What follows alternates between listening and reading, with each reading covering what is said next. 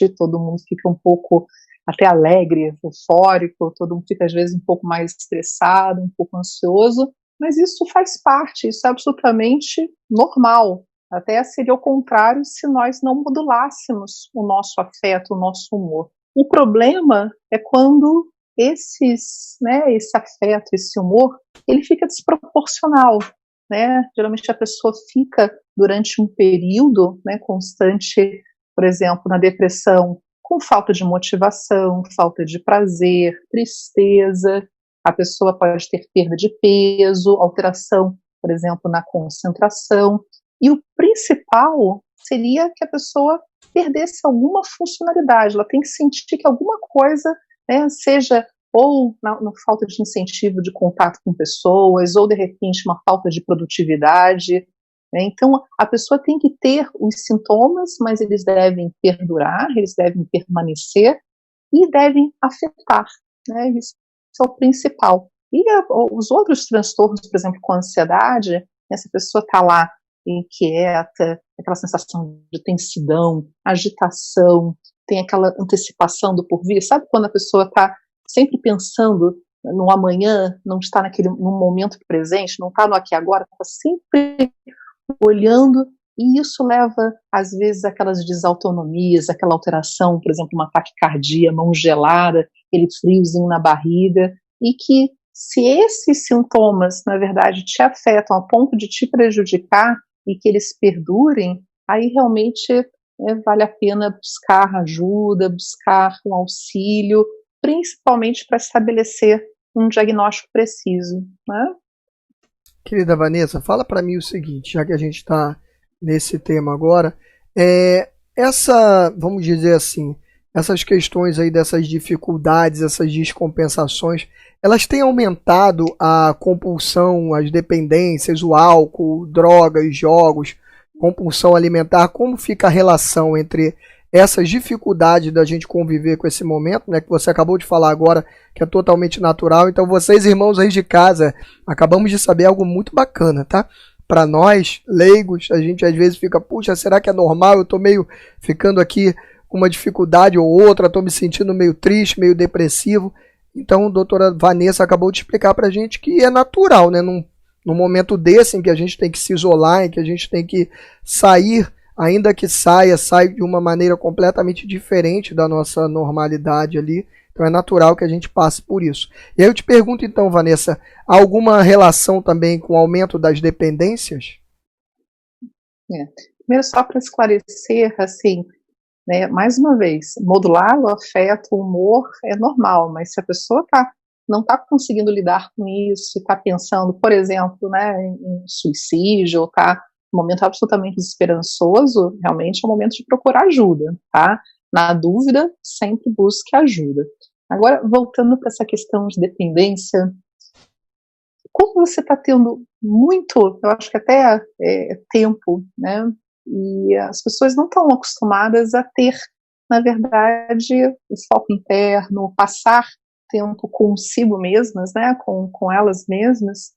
E talvez por não ter esses distratores, essas dispersões que a gente pode ter, né, no meio externo, eu acho que aumenta um pouco aquela sensação de vazio, né? E até talvez uma necessidade maior de buscar algumas fontes de prazer. É nesse sentido que as pessoas realmente têm preenchido um pouco esse vazio, né, com o aumento das suas dependências, seja dependência com álcool, dependência nos jogos.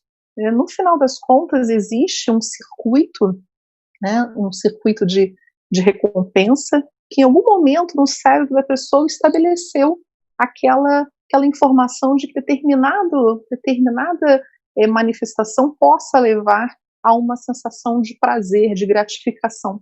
O problema que esse sistema, geralmente de compensação dopaminérgico, mesocórtico, linfodopaminérgico, às vezes, inicialmente pode dar aquela gratificação, mas depois pode gerar dependência, aí vem aqueles sintomas, né, de abstinência, uma necessidade maior, né, de consumir mais aquela determinada substância, existe aquela, às vezes, né, os sintomas, por exemplo, da abstinência, tremor, enfim, acaba levando, na verdade, algumas manifestações muito prejudiciais e principalmente aquela sensação de adicção, de que, né, que a pessoa só consegue ser plena, ser melhor, estar, entre aspas, melhor, se adquirir aquele objeto, né? E que, se você realmente perguntar para as pessoas que têm essa dependência, na grande maioria não vão, elas percebem de alguma maneira que não traz toda essa gratificação, às vezes é um alívio. E uma coisa que eu acho interessante que está acontecendo, às vezes pelas pessoas não buscarem ajuda profissional qualificada, às vezes a pessoa percebe, por exemplo, né, que quando está ansiosa, que aquela cervejinha, que aquela pinga, poxa, a pinga me faz ficar relaxado. Então, às vezes, acaba utilizando uma substância que tem esse efeito inibitório, depressor cerebral, para ter um alívio. Mas, gente, o alívio não está nessas drogas, não está nessas... o alívio está em outras fontes que talvez a gente converse um pouquinho ainda hoje, viu? Vanessa, que maravilha que você fez essa distinção aí, né? Que eu falei, essa questão do isolamento, eu havia entendido, né? Sobre essa normalidade, que bom que você falou, né? Que isso aí não pode ser exagerado. Então eu queria perguntar para você o seguinte, até porque para mim ainda não ficou totalmente claro. Tem um monte de pergunta aqui dos irmãos do chat, mas você pode esclarecer melhor para a gente quando é o momento de eu procurar esse auxílio médico? Porque você explicou para a gente que num determinado momento, esse isolamento vai causar mesmo uma mudança no nosso humor. Não tem como a gente ficar do mesmo jeito. Agora, há sim uma dica para a gente saber quando buscar esse auxílio médico? Ok. Do ponto de vista mental, se perceber que realmente está te afetando a ponto de você ter realmente uma disfuncionalidade muito grande, por exemplo, não está comendo, não está com vontade de fazer nada, não está, o afeto para com os seus próximos está sendo muito comprometido, e você percebe que você está, ou então você está com uma angústia muito grande, eu acho que a palavra seria desproporcional, assim, né? Se você percebe que você não está conseguindo lidar com isso, assim, busca ajuda. Hoje existe a telemedicina, a consulta também psicológica também, que pode ajudar, isso pelo menos inicialmente, para ter, né, uma informação, uma psicoeducação. E eu acho que o ponto é, na dúvida, viu que está desproporcional, está te afetando muito, busque ajuda. É melhor nesse momento você buscar ser um pouco mais, né, você pecar pelo excesso. Doutora Vanessa, tem uma irmã nossa aqui que falou no chat que faz tratamento, né, mais para depressão, mas que ainda assim ela sente vontade de ficar em isolamento. Esse isolamento forçado que nós estamos vivendo, por conta da necessidade de não de tentar frear esse vírus, ele não tem a ver com a necessidade que às vezes eu tenho de isolar-me, né? Essa necessidade de isolar, ela sempre tem que ser vista como um sinal de alerta para buscar o médico. É isso mesmo? Não necessariamente. Às vezes é interessante isolar, né? O pensamento de isolamento, se for para uma motivação de buscar o seu eu interno, buscar uma espiritualidade. Não é à toa que as pessoas, às vezes, por exemplo, vão para um monastério, né, assim, para justamente ter uma conexão, né, com ela mesma. Então, assim, isolar não necessariamente é uma coisa ruim. O problema é justamente quando a pessoa, enfim, ela fica a par, ela fica separada, ela não tem a motivação de ter contato com as pessoas, de não socializar, né? Ser um isolamento pela tristeza, a pessoa está naquela concha que ela mesma não consegue sair, embora, entre aspas, mesmo que ela não tenha aquela motivação, mas ela gostaria, só que ela não consegue. Isso é um pouco diferente, né? Não sei se ficou claro.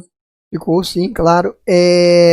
tem uns irmãos também. Eu só vou, me perdoe, que eu tô vendo que a bateria tá fraca. Eu até vou ter que pode colocar, não há problema nenhum não. Pode conectar. Só um segundinho, pode conectar. Meus queridos irmãos, eu queria falar para vocês que eu estou lendo aqui as perguntas de vocês, tá? Então temos a pergunta aqui do Luiz Romeu, que fala para perguntar sobre a questão do isolamento social e a falta de rotina, se isso atrapalha ou não. Estou vendo aqui a pergunta da nossa irmã Leonale Lucena também, né, da questão do Alzheimer. Então, não se preocupem que eu estou aqui lendo todas as questões que vocês estão trazendo e vou fazer aqui para a doutora Vanessa, tá? Fiquem totalmente tranquilos que a gente vai fazer todas esses questionamentos aqui. Estou vendo também o pessoal por aqui dizendo que pedindo para ajudar a divulgar. Muito obrigado por cada um de vocês que divulga a TV Nova Luz. Tá me ouvindo, doutora?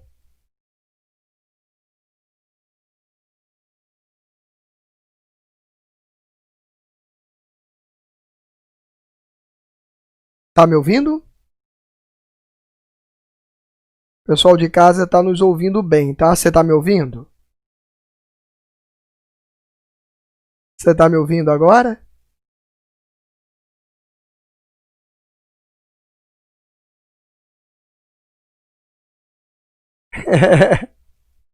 Mas conseguiu colocar para carregar?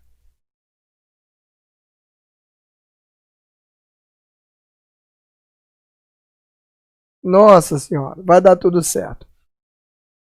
Nosso querido irmão Luiz Romeu, doutora Vanessa, ele pede para eu te perguntar sobre a questão do isolamento social e a falta de rotina. Nesse isolamento, a falta de rotina ela pode atrapalhar a saúde mental?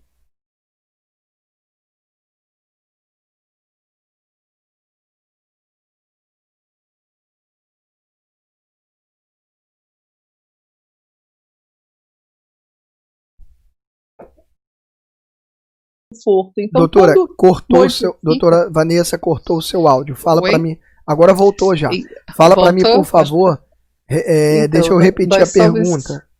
Eu entendi. Entendeu? Pode responder então, por favor. Entendi. Inclusive um beijo para esse querido Luiz Romeu, nosso querido.